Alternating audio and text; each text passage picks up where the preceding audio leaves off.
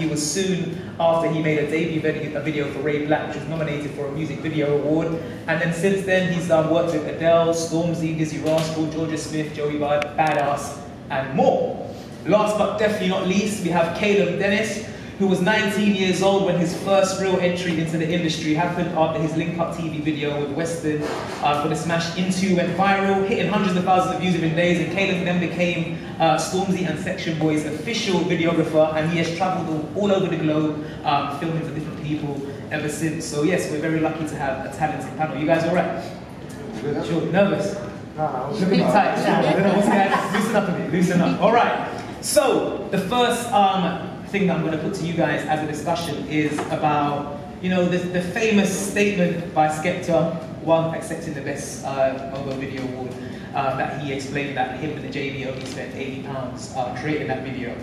This kicked an already present reality to the forefront of creative thinking, but is it reflective of the direction of music videos as a whole, or was it just a one-off? So I want to say, I still think that, I still love a glossy video personally, but would you say creativity has been affected by the popularized low-budget ethos that we now see in the industry? For me personally, everyone comes to me for that kind of look, because that grime aesthetic has been created through what I did years ago. But I think it has to be done right. You can't just do it for the sake of doing it if you want a cheap video, because it has to fit what you want to do. And it can limit where you can take an idea, because you can hear a tune and see a mad idea for it, but a budget restricts you into that sense of you are forced to do that what you're known for, or forced to do that kind of aesthetic which they come for, but you might want to do something else. So I don't know, it depends how you take it really. It's got a purpose, but it can't be used just because. It can't be forced. Yeah, it has to be purposefully done. When there's an option to have a big budget and you want to do that, you can understand it because it means something. But sometimes when you force into it, it can be a bit forced, and then it limits where you want to go. Hector, what do you think? I think if you've got an idea, I think if you feel passionate enough about it, it can always be made. Obviously, there's certain things you can and can't have if you've only got 80 quid, but I don't know, I think in this day and age, there's so many resources around you, and cameras are cheap as hell now, so everyone's shooting. Usability and accessibility means anyone can shoot at anywhere. So if you're resourceful with what you've got in front of you, I think, I feel like if you're, as I said, if you're passionate enough about what you want to make, then it's there in front of you, you can do it.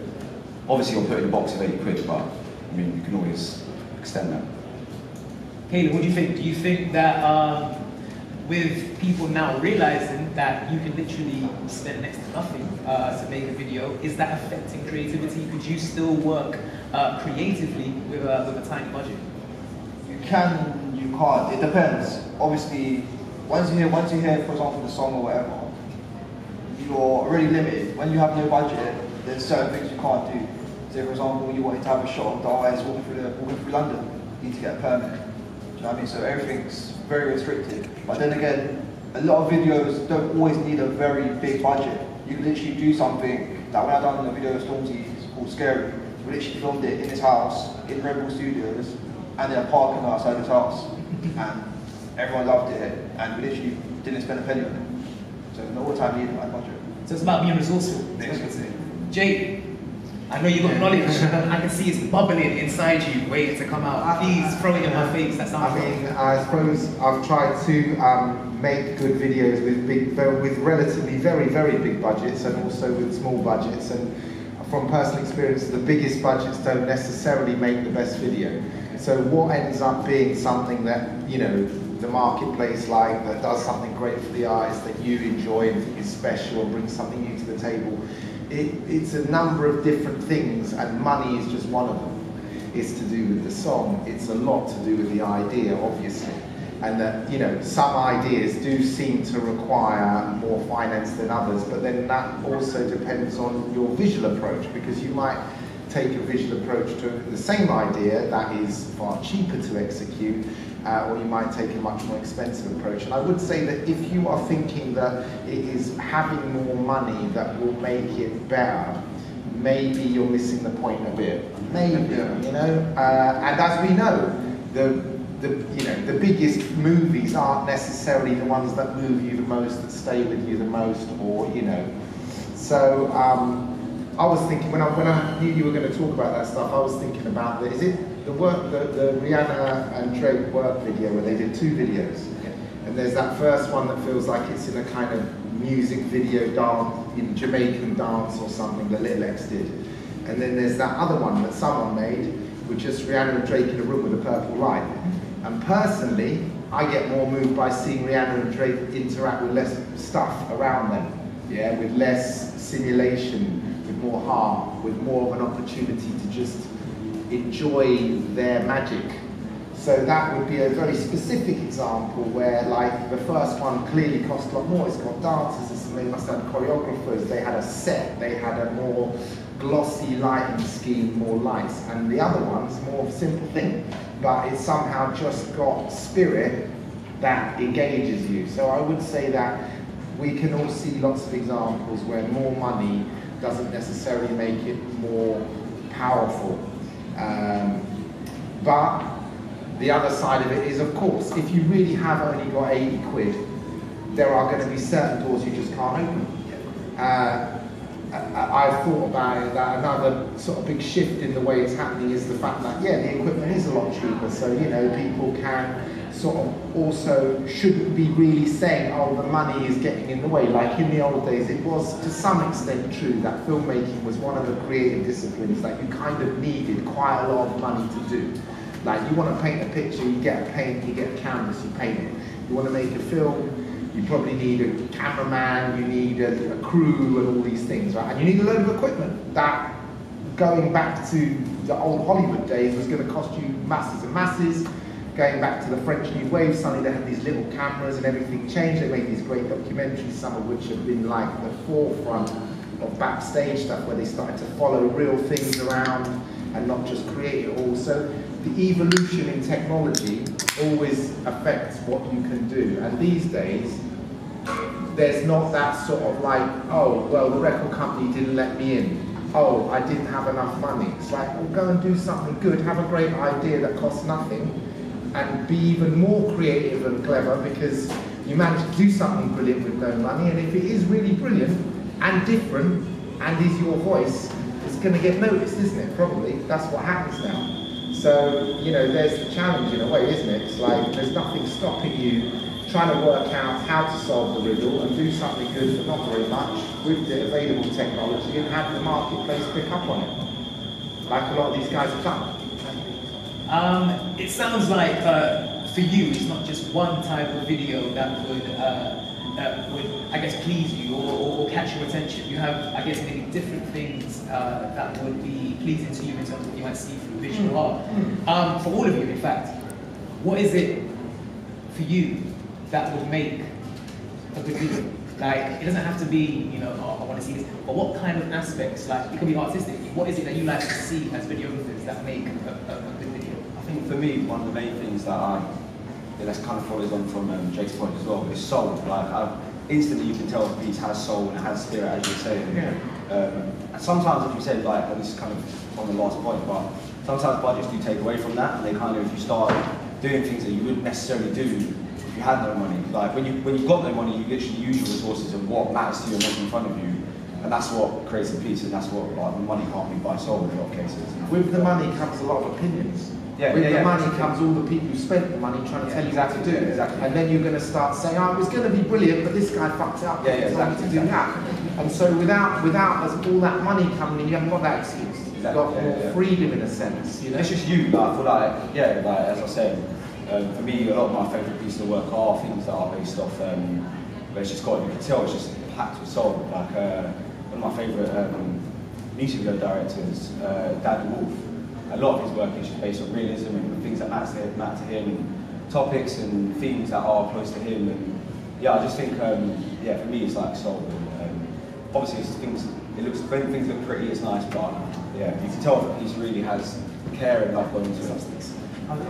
I'll tend to like something that's like very creative, regardless of budget or whatever it is. If the idea fits what the song is, and like that creative kind of something that triggers something. Like, one of my favourite directors is Dave Myers, because he can literally take something and make something, but I like the way he is because he's super high end, where like mine's kind of more of the like street level kind of stuff. Like, but that kind of ethos and that, it's like making that creativity work. And when you can see that someone's actually caring about the video, they haven't just done it because they wanted a paycheck. When you can see someone who's actually took time and they appreciate the tune and they had a creative flair to that tune, that's why I like something that draws my attention and makes me want to watch the whole video. Like that creative flair. That's what I look for when I'm watching a video.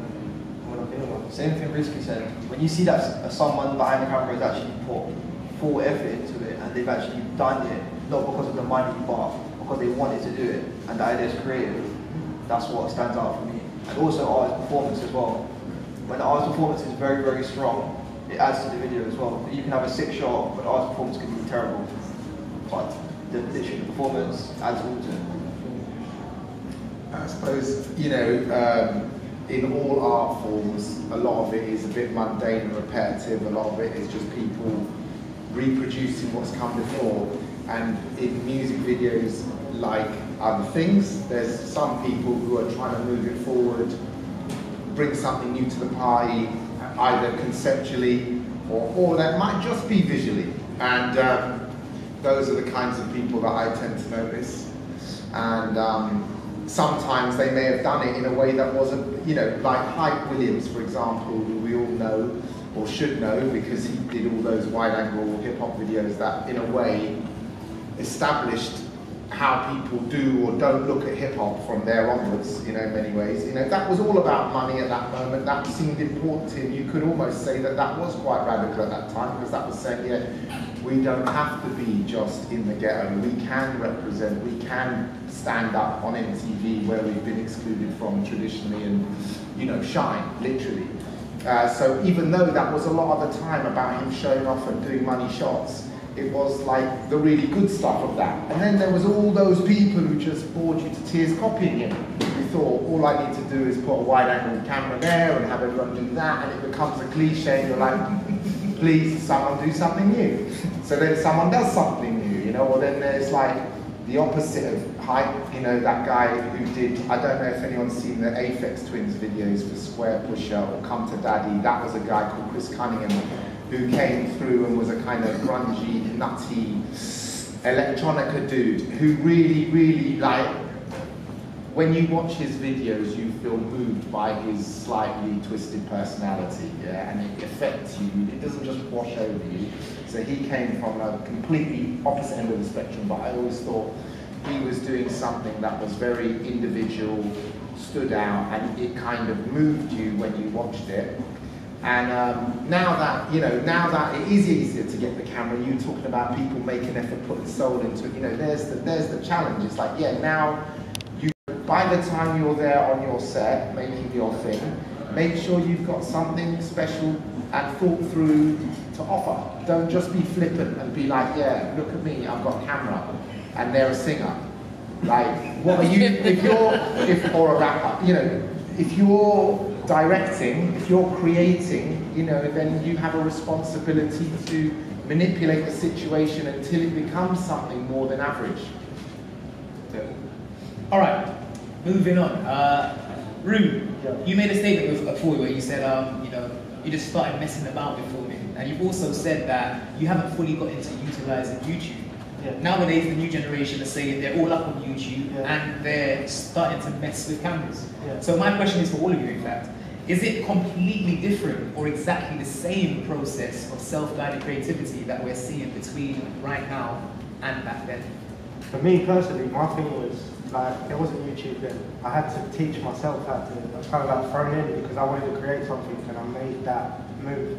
So I got a camera and I just learned as I went along. And I think that's part of the beauty of my style because it is, no one taught me the style. It's kind of like what I see and my eye and my heart tells me to do, I do.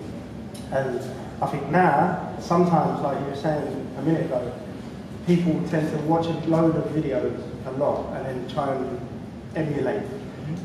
And I think sometimes a lot of things can look samey, but that's just come down to personality and the way a director comes across. Because if you believe in your own idea, you ain't got to worry about what someone else is doing. Like, you just do what feels right for you. And I think you can utilise both. Like now, looking at YouTube and stuff like that, it's just an advantage because you've got more access to so much more. You can improve yourself, but just kind of enhance what you want to do rather than, you know, like being just on your own and trying to work it out. Because that's tough as well. I've learned in the deep end sometimes, you know, when you're trying to render something and export, but it keeps failing and you don't know why it is. It could be the smallest little option that you haven't selected or something like that. Now you can just think, you write on YouTube, someone will tell you. Like them sort of things, you've got to utilise them to your benefit. And nowadays, it's a great place to be, because you have got that, but like I said, just don't overly use it where it kind of, you just emulate it. You've got to still have what you want and do what you want for it. Hector, what do you think? Do you feel like nowadays, like, is it the same? Like, even though it's a different time where we have more at our disposal, but is the self-guided creativity still the same? So it was self-guided for Rudy in a way where he just picked up a camera and started to let his eye and his heart take him where it made sense. Nowadays, you know, the kids are picking up camera, but they also go on YouTube. It's a bit different, but is it the same fundamental self-guided creativity? The things I'm 24, so I kind of the brink of that transition between no YouTube and YouTube. And obviously YouTube, it's a wonderful thing to have, and I think everyone's making more work, and there's just so much work in front of us. And obviously, naturally, we're going to take inspiration from things we see. But it's not even like so you don't even have to use YouTube to watch music videos. You're watching it, use YouTube to short films, and there's all sorts of content on YouTube and art forms, whatever it is, to take inspiration from. So I think it's just another portal, another way of taking inspiration, and I don't think that's necessarily think that's a bad thing. Maybe to some extent, maybe it's overpolluted, and maybe there is kind of too much going out. But again, as I said, it's a good problem to have, almost having an excessive amount of things being made. But yeah, I don't know if it's changed the way people are creative. If you want to go refer back to YouTube, then you can. But I think yeah, if you've got your process and you've got your way of making it work, then that's you. You should stick to it. Caleb, how do you feel? Like, do you feel like the fact that you can literally research anything or find out how to do anything or emulate anybody's style just from research it via YouTube, whatever means, do you feel like you're still able to be as creative as you would be without that? Or do you think naturally it just kind of influences you anyway? It influences me. It's like you'll get inspiration from things you watch. Like I saw an ASAP Forever video, ASAP Rocky. That video inspired me. The way the camera was flipping, that was sick. That was a sick idea. Maybe I'll replicate that in the future, maybe I will. But you always get inspiration from watching things on YouTube, even like YouTube, maybe TV, whatever, films, whatever. But now I feel like a lot of things are replicated a lot. Like even like street videos, hood videos, they all look the same. Like a camera light, a Ronin, a wide lens, close up. Do you know what I mean? So like, I feel like now it's being not so creative, but there are a few people who are stepping out of that and trying to. Do you feel there's pressure? Do you feel there's pressure to have to keep within a certain structure that people are used to seeing, and therefore they think that needs to be seen and needs to be continued in that trend? Do you think there's like a pressure for you, for I guess young videographers to do that? Nah. So why does it keep happening then, do you think? I think people are just doing it for the quick buck. They're lazy. Yeah, and they're being lazy. Like you could actually be creative, or you could literally have an email, take bookings, and just shoot. Okay. And that's what a lot of people keep doing. No one's actually trying to step outside of the box. There is the odd people, but I'm not really seeing that. Jake, how about you? I'm sure you probably work with younger creatives as well. From your experience and your knowledge, do you feel like there is as much organic creativity as there was when you were younger and you were starting? Yeah. So the evolution away from, say, MTV as this one place that you could really go to watch music videos, to YouTube and etc., where you can watch anything you like anytime you want. You know, of course, that's changed how you might consume, your video diet, yeah, and it's probably changed who wants to pay how much for what and when, and who wants to invest in things like that and why, yeah. But at the end of the day, it can't. There's always going to be individuals who, for whatever reasons, choose to express themselves in a slightly more interesting way than most people. You know? And it's they just find it's just as art evolves, they find different places to express that. You know, like someone or other was filming the first music videos when there was jazz singers and they were shooting whoever, you know, Billie Holiday's first little video or something like that way back then. That's what they were doing because they were, you know, a kind of video maker, and that was how they could do it. They had a little film camera, and someone must have thought it was a good idea to pay them to do that or pay for it. And so they express themselves there, and then, you know, but that person now would obviously be doing it in a slightly different way. They'd still be either good or average. No, you know? Yeah, like, as well, like, I love about the YouTube kind of thing, as a, like on the documentary side as well as the music video side, it allows you to research something so on the fly. Yeah.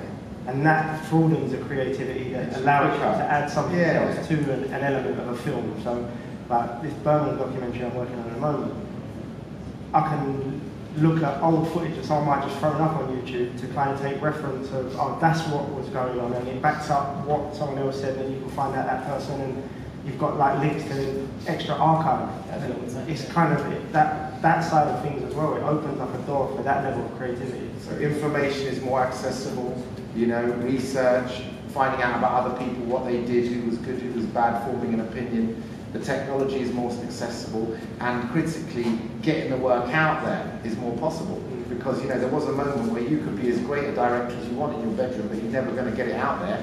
And now you just get it out there, and it's and get it on the right platform, and it's going to have an opportunity for you to pretty quickly see what anyone thought about it. That's pretty big innovation as well. Like the speed at which one can sense the you know, people's response to the work is also a big shift that's come with YouTube that wasn't around, you know, when people were just watching MTV and they're just like passive, aren't they? They're just watching it. They're not like feeding back on it or starting a conversation about it that is eventually going to affect the people who are making the stuff. That is an evolution. Now, Jake, I know you studied your craft at the University of Westminster.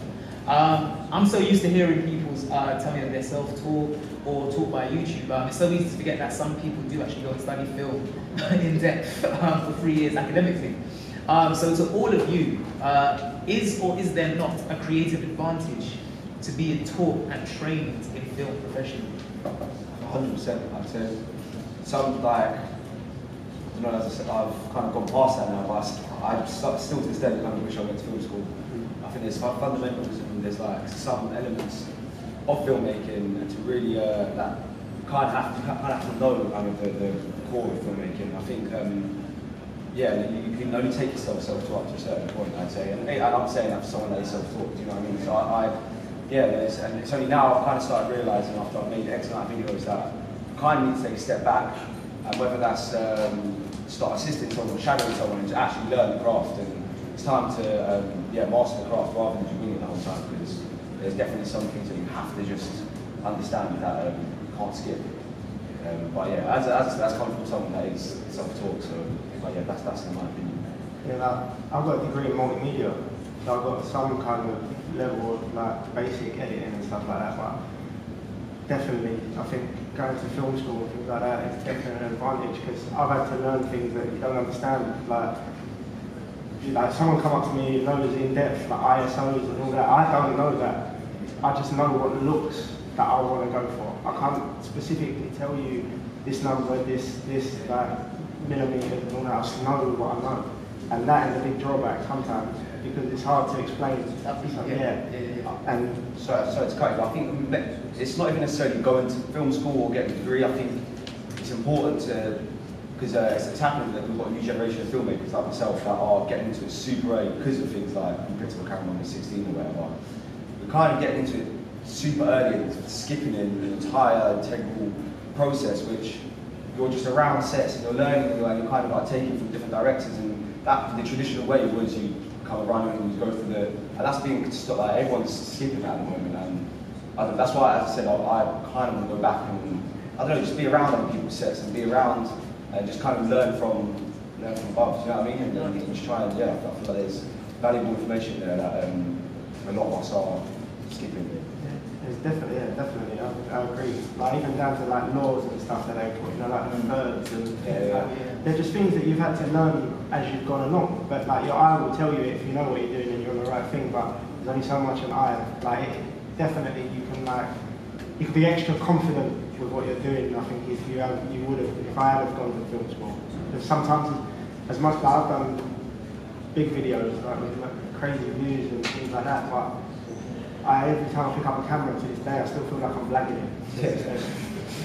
That's as bad as that sounds. You want to master it. Rather than like winging it. It's like, it gets to a certain point where you can't wing it anymore. You have to master what you're doing. And that comes from learning from other people, learning from, whether it is film school or it is, I think you can still be learning, even if you did have the fundamentals, you can still be learning even after that.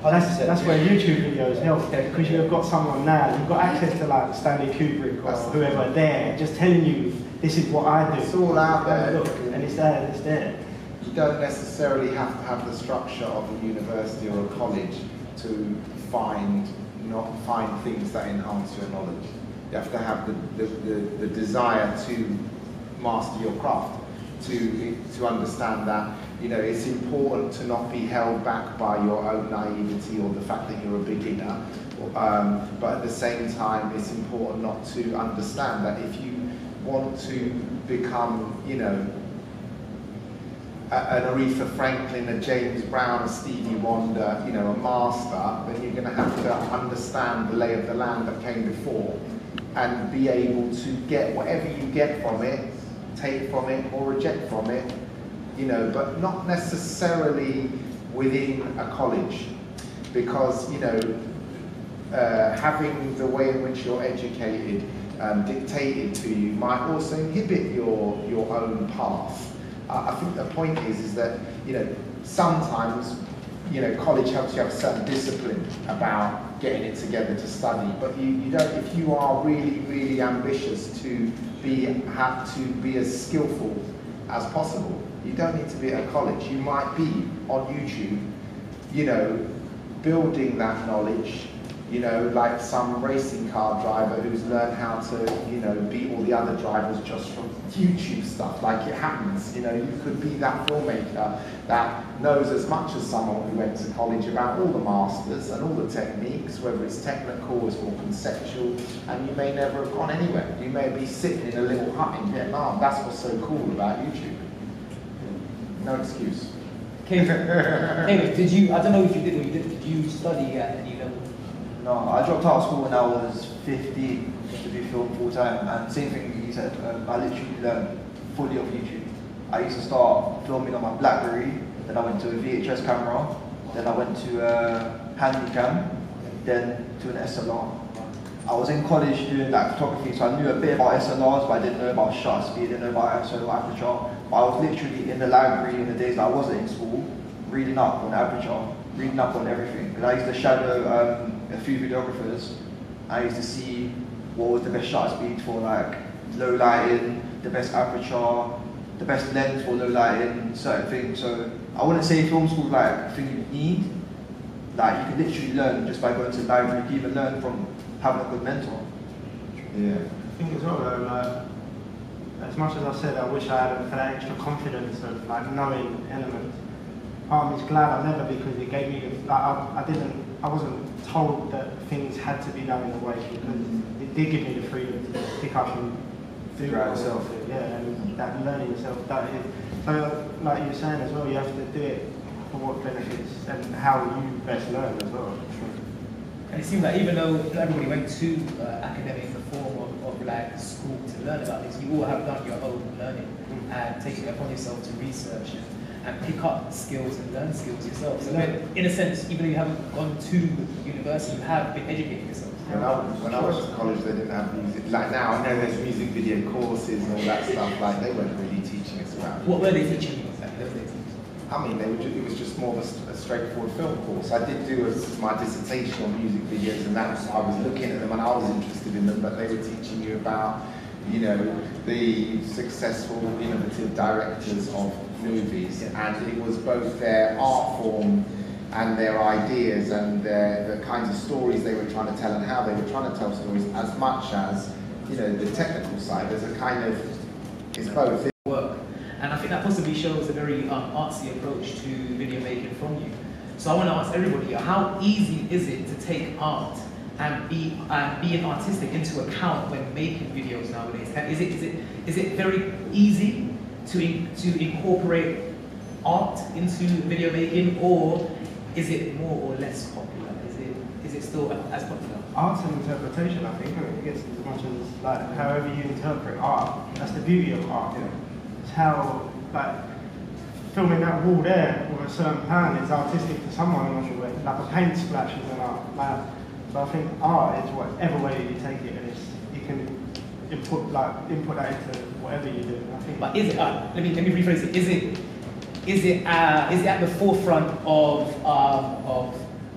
film or video creatives' minds? Is having something artistic at the forefront of creativity now when it comes to making videos, or is it just happening naturally? I think it's like once I said before, once you figure out the process of how you create your film, I think naturally if it is artistic, then it is. But some, like, a lot of my work isn't there. I wouldn't necessarily call it arty or left, or do you know what I mean? It's just, it is what it is, and I feel like I've found my process, and yeah, I guess, like, naturally if that evolves into something you consider artistic, then maybe it is. But I don't know. I feel like as soon as you start thinking, right, I'm going to sit down and make a piece of art, I don't know. It kind of takes away from the art in itself. Do you know what I mean? It's just not. I don't know. I wouldn't advise sitting down and thinking I'm going to make a piece of art, because that's when it could start feeling contrived and forced. You know what I mean? I feel like once you've got your process and it feels natural and bright and organic, then roll with it. Same thing that Hector said. If it's organic, it depends how someone will take it, but that could be your art. So, like, you can't force yourself to make art. It's your style, the way you're creative, the way you see things. Like, same for Risky said, you could film literally a pan going straight down here. Someone could think that's art, someone might not think it's art. It depends. Art is in the eye of the beholder, so, you know. Literally. And I think art is in the eye of the beholder, and in fact, you know, so sort of understanding what you believe is art and believe to be, I don't know, somehow what's art? Something that moves you, something that someone was creative making, something, is it not art if someone paid for it? I don't know. Is it less artistic if someone paid more for it? Is it more artistic if someone paid less for it? Then some other places in a gallery it becomes more artistic if someone paid for it, more for it. So I think that the idea of what art is might possibly be quite an individual thing. And in sort of refining how artistic, different, valuable your work and what you've got to say is, you might be trying to work out what art you like, which might be why you are studying stuff, or it might be why you are deliberately saying, no, I don't want all that clouding up my head, I just want to do what I feel, and that is my art. Somewhere in there is a person's individual path to doing something that they feel good about. And if they, and starting to realise whether or not other people feel good about it, and then you might have a situation where you're like, yeah, I thought that was good and but no one really likes it. No one really wants me to do another one. You know, that one I thought was just like off the cuff, and it's become really popular, and everyone's like trying to get me out and, you know, help me earn a living to do that. And you have to negotiate that as well, like whether you think it's important or need to, like, make your art commercial art, which kind of music videos were traditionally. They were kind of an opportunity, they were kind of adverts for record companies. But now that has shifted a bit, because they are much more sort of controlled and subsidized by artists direct to the point. Like, you know, there was no one getting in the way of what you wanted to do when you made those videos. It was just like, truthfully, the art, a truer representation of what the artists want to do, let's say. I think you made an interesting point where you said you might be trying to make something that you thought was really groundbreakingly artistic, and people might not take to it. So in your careers, have there ever been something that you created that maybe you thought wasn't going to be anything, but if people have taken to it, or even reverse? Yeah, I think for me was Skepta video, Again Safe and Man. Yeah. When I did them, we brought back the VHS look. Yeah. That inspired